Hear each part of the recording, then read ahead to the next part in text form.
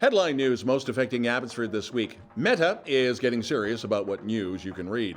It's a sweet tooth and a sweet deal for Abbotsford Schools. Full bus service is back on Sunday.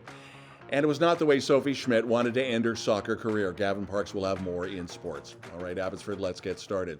So Meta says it's going to officially move to end news access for Canadians on its Facebook and Instagram platforms. The company says it's removing news for all Canadian users, just Canadians, over the course of the next few weeks. They previously ran a test that actually limited news for up to 5% of its users. Now it's going to the next phase. That means news articles and other content posted by Canadian publishers and broadcasters may not be viewable at all to anyone within Canada. Meta says it's defining this content based on, quote, how it's defined in the Liberal government's Online News Act. That became law earlier this year. Abbotsford School District announcing the success of the Smile Cookie campaign. It happened back in May. 100% of the proceeds collected by the purchase of Smile cookies at Tim Hortons help out the Abbotsford School District's Back to School event. The campaign actually set a record for the community, $50,000 to support the event. Now, every September, that can be a month of anxiety and stress for families. This program is held annually to help out students and families who need that little extra with a backpack full of essentials, everything from school supplies and hygiene products to food hampers. Now, since its inception, over 20,000 students and their families have benefited from this, with support from stakeholders like the Abbotsford Food Bank and the Salvation Army of Abbotsford. Last week, News of the Week spoke with the president of the local bus drivers union, CUPE 561, and at that time, the timetable for the bus rollout was still in the works. Well, this past Monday, the Handy Dart buses were all back in service.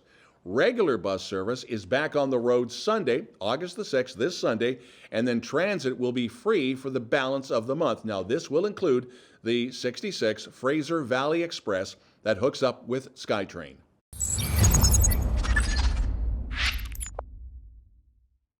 As of August the 1st, commercial vehicles are required to use what's called electronic logging devices, ELDs, this to track hours of service.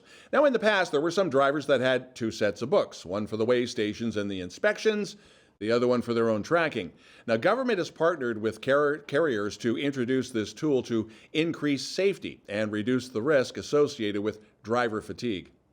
The Ministry of Agriculture and Food is working with partners to support BC farmers and ranchers who are facing challenges due to the current shortage of hay and feed across Western Canada.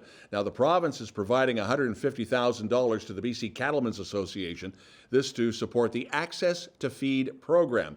As well, they are engaging with BC grain producers, the BC Dairy Association, who are throughout the Fraser Valley, the BC Forage Council, and the BC Horse Council to search out feed domestically as well as internationally.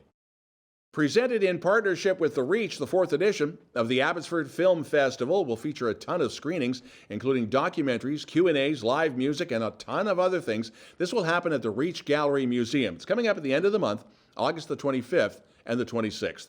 The Abbotsford Film Festival is actually run by the nonprofit Chilliwack Film Society. Now, it's a members-only event, but don't let that throw you. Membership is only $1, and you can purchase that alongside your tickets. It's a celebration of arts, innovation, and creativity in the community.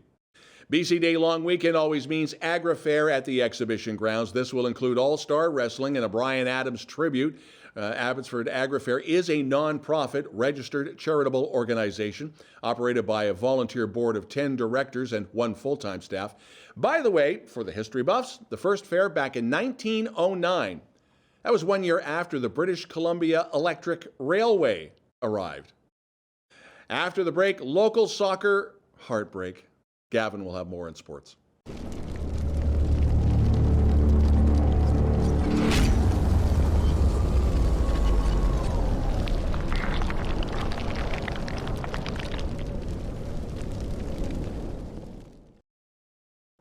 I'm Gavin Parks, and this is sports.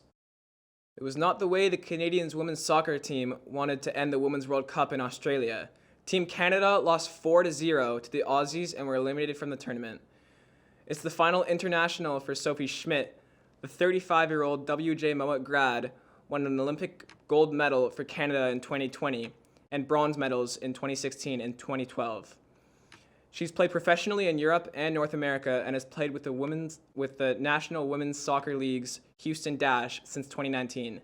Schmidt is the current captain of the Dash. She made her debut at the Women's World Cup in 2007 and scored a goal against Ghana at the event. She also suited up at the 2011, 2015, and 2019 editions of this event. The best that Canada has finished at those events was reaching the quarterfinals in 2015.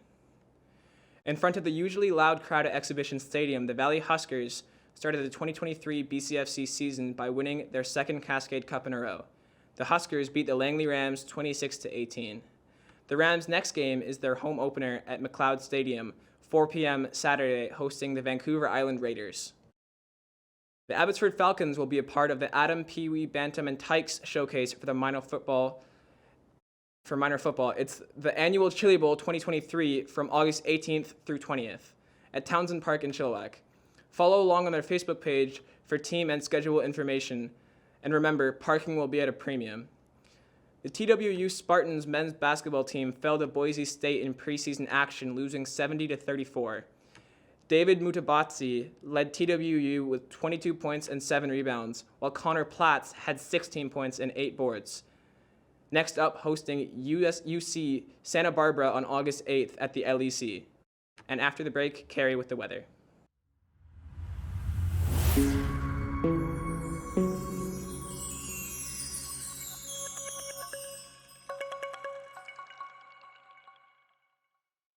abbyTV weekend weather. So, Cari, it's a hot and sticky, long weekend in the works. Oh, Don, I don't want to hear about your moisture.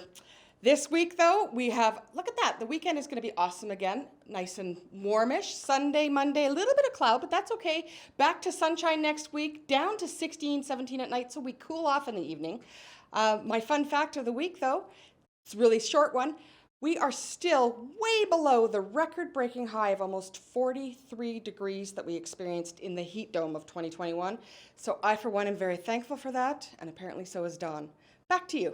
Thanks, Cari, and thank you for watching. If you have a local news story you'd like us to report on, you can always send us a note and your pictures and your video to news@chilltv.ca. Thanks for watching. Have a great long weekend. Have a safe long weekend. I'm Don Lehn.